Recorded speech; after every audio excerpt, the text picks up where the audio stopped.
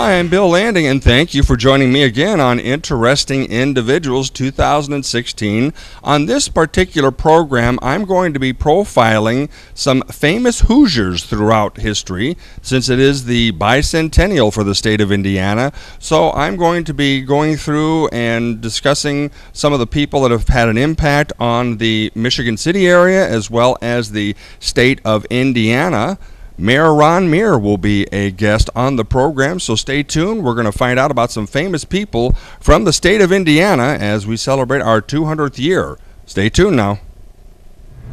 I'm continuing on again with our Interesting Individuals 2016 segment on famous Hoosiers, with it being the Bicentennial year. Ray Spruance from Indianapolis played a big hand in the victory of Midway during World War II. When Admiral William Bull Halsey was hospitalized, he recommended Spruance take his place to command aircraft carriers, despite Spruance not having any prior experience. However, Spruance did some fine strategy in the Midway battle that resulted in the destroying of 4 Japanese ships and the U.S. gaining superiority in the Pacific. Some other important military men from Indiana include General Walter Bedell Smith from World War II, General Lew Wallace in the Civil War, Anthony Wayne, who was known as Man Anthony Wayne back during the period of the American Revolution, and early explorer George Rogers Clark. When we think of automobiles in Indiana, Studebaker comes to mind. For over 60 years, many models were built and sold. A longtime plant for Studebaker was in South Bend, Indiana. The plant had an enormous foundry of 575,000 square feet. The South Bend plant also originated some of the famous car models for the company. They included the Light 4, Special 6, the Commander, and Champion. The Studebaker plant in South Bend shut down its main operation in December of 1963, with the foundry staying open until later in 1964 to assist with supplies for its Canadian plant. Indiana has had its share of people gain success in the literary field. Among the Hoosier authors are Lloyd C. Douglas, poet James Whitcomb Riley, Rex Stout, Booth Tarkington, Kurt Vonnegut, Lew Wallace, cartoonist Jim Davis, and World War II news correspondent Ernie Pyle. And some other noteworthy people from Indiana have made history in some form of another, and they are Bill Blass, fashion designer, Ulysses Bridgman, NBA player and CEO of his own company dealing with Wendy's hamburgers, Orville Redenbacher, popcorn manufacturer, Colonel Harlan Sanders, founder of Kentucky Fried Chicken, Colonel Eli Lilly, creator of the Lilly Foundation, Janice Voss, astronaut, Wilbur Wright, airplane inventor, and Pastor Lester Sumrall. I'll be right back. Bill Landing continuing on with our program on 2016, the Indiana Bicentennial, 200 years the state's been around, looking back on some of the famous people, events, Michigan City and Indiana, the state itself. And joining me now is Michigan City Mayor Ron Meir, and I'm really glad you took a few minutes to take some time to sit in with me, and let's hear some thoughts, anything you want to share on either Michigan City, some of the history or people here, or the state of Indiana. Well, thank you, Bill, for having me on, first of all, and wow, there's so many memorable moments and things in the state's history, but particularly Michigan City's history. You know, on a personal note, becoming the mayor of Michigan City is a very memorable thing for me, and a great honor to serve the residents and the constituents of Michigan City and our guests that visit here. So, I mean, I take my job very serious, and it's a lot of responsibility. But that's, it sticks out as a personal note. But, as I look back in my childhood days of going through the Michigan City area school system, my uncle Newt Meir, was a figure that I looked up to, that his conversations meant a lot to me. And of course, he had a extremely large impact on the city of Michigan City and Michigan City Elston. And I remember, as I look back at some of the literature, is that, he was the captain of the football team when he was in high school at Elston. During World War II, I believe Uncle Uncle Newt served in the United States Coast Guard, then coming back to the city after the war, that he was involved in, of course, got his degree in education and became a teacher, a coach, a mentor, and just had, I think, a giant impact on a lot of students and a lot of people that went through Elston, and ultimately becoming the athletic director at Elston, and was just part of a lot of their success that occurred there. And I put my Uncle Newt from a historic perspective right up there with Warren Jones and some of those guys who I have a great deal of respect, and they turned out a lot of good young men and women who went on to be successful. So that's always kind of stuck out. And like I say, the history of Michigan City, we have progressed in different ways from an extreme time when manufacturing was extremely an important component. It can be and still should be, but we really had to evolve. We've had to adapt to the times in what people refer to as the Rust Belt or the manufacturing areas of the country, and we have bounced back. There's been some tough years, but particularly over the last 5 or 6 years, I think that the city is progressed in the right direction, and we continue to look at manufacturing jobs, but they're a little different, Bill. Now they're smaller operations. Well, and first of all, getting back to Newt Meir, he was involved for decades, and we stop and think it isn't always and hasn't always been easy to be a high school coach in any sport. And being the athletic director, I mean, there are demands there. You have to do all the scheduling. You've got to contact so many other schools, and like you say, the Warren Jones and the Doug Adams era and Newt Meir and many of those other people from the 50s, 60s, and into the 70s, those people were there, and they were the diehards, and they did work with a lot of talented athletes and people who went on and people who did remember Newt as time went on, as you said. And those three gentlemen that you mentioned, they all reached the young folks too well. They communicated well with them, and so it was more than just the coaching and the being mentors and teaching, but they also had a personal relationship with them where there was no nonsense. None of those guys were, what would you say?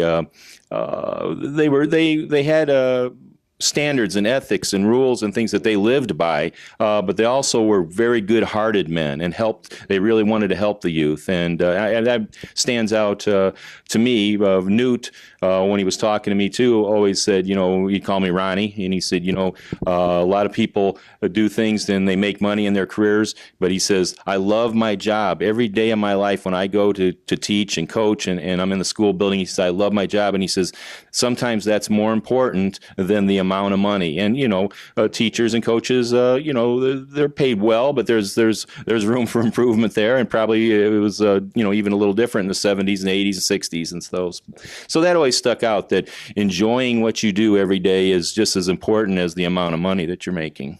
All right, so reflecting back on Newt Meir, your uncle, and some of the things that he did in the Michigan City area, and just touching base on the industry. Yes, we had a great deal of industry, but like you say, industry is changing, and there's only so much city officials can do because there's so many factors in what they are looking for to come to an area. So it's, we could use more industry. Well, yeah, who couldn't? But it's not, you can meet with the industry people, but God only knows how many things they have on their plate that they are looking for in a community. And just because Michigan City may not meet a criteria doesn't mean it's a total failure, because there's so many things to look for. Yeah, that's so true, Bill. Competition of where a company or an industry would come is fierce. And but one of the things that I bought into early on was placemaking, is that most of the time when an investor is looking at an area, it's somewhere they want to live nearby or live there.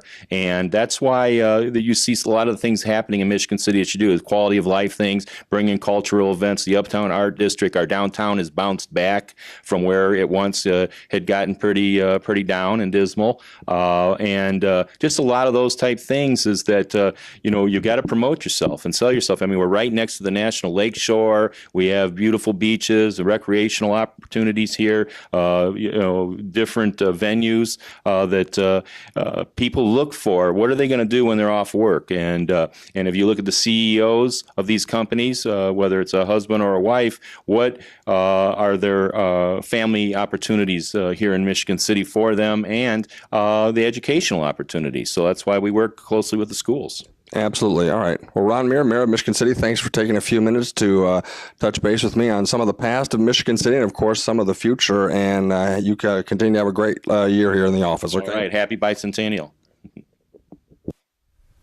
Continuing on with our program here on Interesting Individuals about well-known, famous, and infamous people from the state of Indiana. For the Bicentennial 2016, Outlaw Johnny Ringo was from Indiana, being born in 1850 in Greens Fork, Indiana. Through marriage, he became a cousin of the younger brothers, who, as many know, were outlaws themselves. Ringo took part in the Mason County War in 1875, which saw many killings take place. Ringo later spent some time in jail, and outlaw John Wesley Hardin was a one-time cellmate. Ringo continued to participate in robberies into the late 1870s. While in Tombstone, Arizona in January of 1882, Ringo encountered Doc Holliday, and the two got into a verbal exchange and was headed into a gunfight before both of them were arrested. Ringo was believed to have been among the men who shot and killed Deputy Sheriff Morgan Earp, brother of the famous Wyatt Earp. On July 14, 1882, dead Ringo's body was found lying next to a tree in West Turkey Creek Valley in Arizona with a bullet hole in his right temple. The coroner ruled that the bullet had been self-inflicted, which came as a surprise to those who knew him. He was 32 years old. As time went forward, rumors developed that Ringo was killed by Wyatt Earp, Doc Holliday, and also by two other men, Frank Leslie and Michael O'Rourke, but nothing factual was ever proven from these theories. Outlaw Sam Bass was from the Hoosier State. Born in Mitchell, Indiana in July 21st of 1851, Bass was with a gang that robbed a Union Pacific Railroad, then carrying gold, in September 1877 around Big Springs, Nebraska. It was reported that they got away with $1 million. From then on, Bass and his gang held up banks, stagecoaches, and trains, mostly in Texas, but never stole anything beyond $500. Bass was pursued by sheriffs, Texas Rangers, and Pinkerton detectives. On July 19, 1877, Bass and some of his gang were scouting a bank in Round Rock, Texas, when he was recognized by a Texas Ranger. Bass was told to surrender his gun, but resisted and was shot. He died 2 days later, July 21st, actually on his 27th birthday.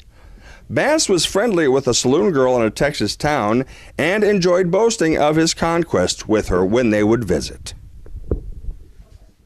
Lola, in 2 days from now in Round Rock, Texas, about 40 miles from here, my gang and I are going to rob the bank there. It's got over $200,000. Sam, this is a dangerous life you keep living. Robbing banks, stagecoaches, and trains. Yeah, Sam Bass has made quite a name for himself. I've been chased after by sheriffs, Texas Rangers, and Pinkerton detectives. But Sam, when will it end? Why not give ranching a try? There's many chances for it. What, and make maybe a few $100s a year? No, this is going to be a really big score. And Lola, if there's anything that you want, you just let me know. No, Sam. Just come back alive.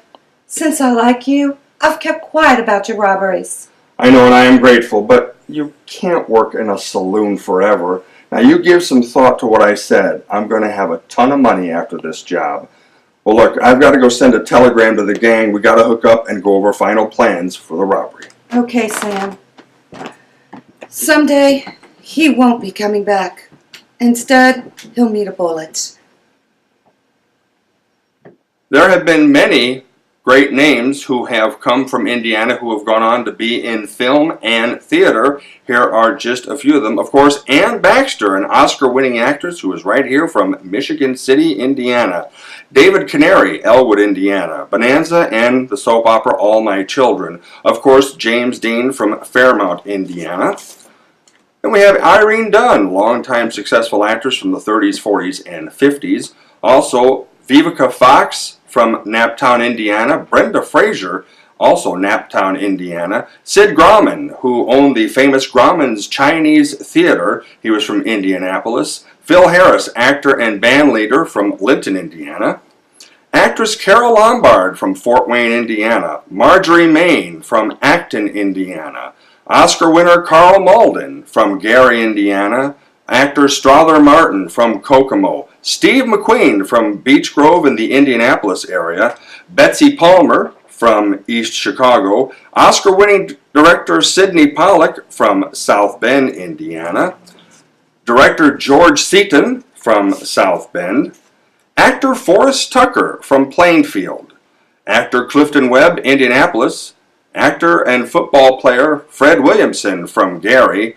Two-time Oscar-winning director Robert Wise from Winchester, Indiana. And comedian and actress in films and TV Joanne Worley from Lowell, Indiana. A number of Hoosier-born people have excelled in TV. Here are some notable names, where they're from, and what they've appeared in. James Best, Corydon, Indiana, The Dukes of Hazzards. Avery Brooks, Evansville. Star Trek, Deep Space Nine.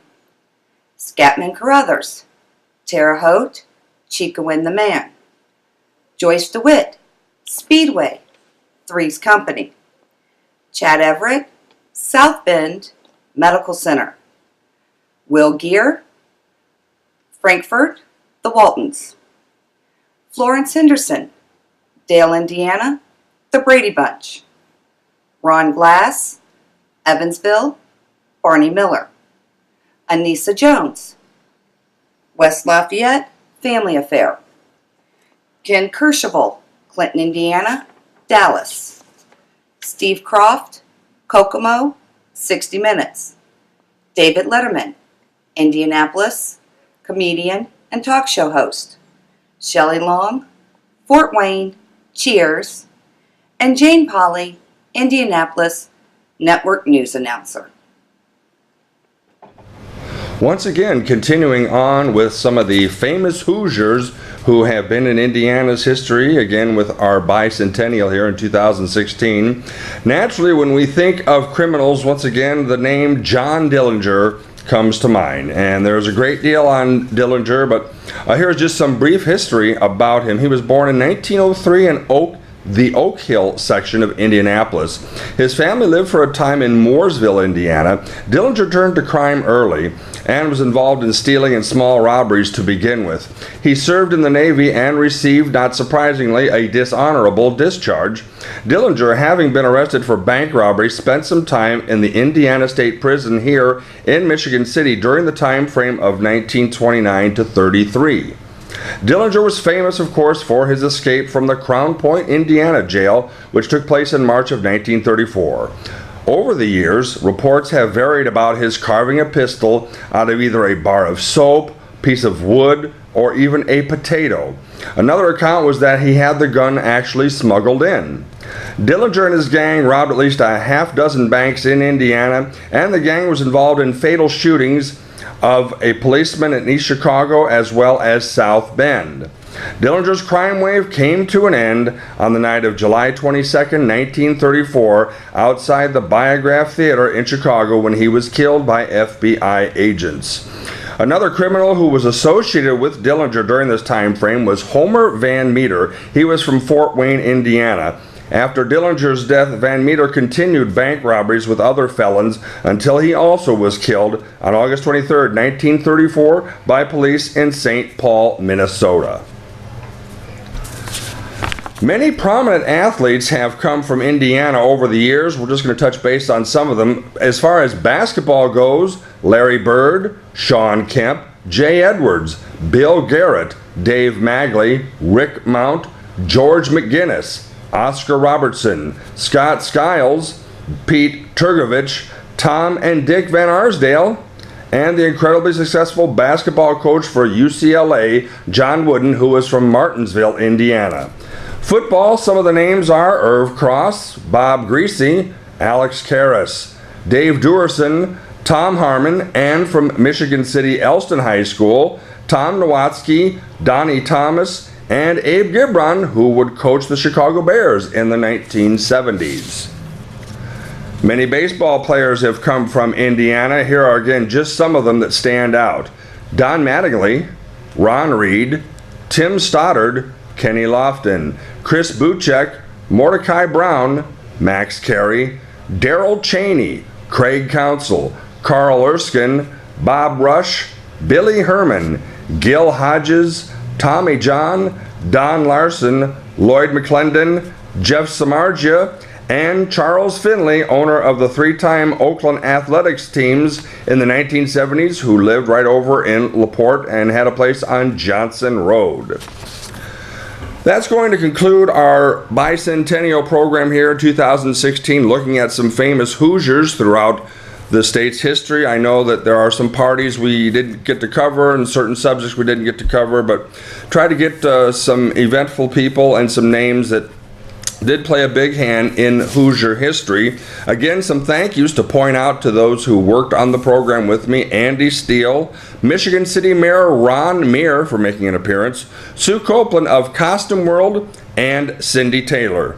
That's this edition of Interesting Individuals. I'm Bill Landing. Once again, you can catch many programs throughout the years of Interesting Individuals on the YouTube site of that same name. Hope you enjoyed this program. Hey, please join us again soon.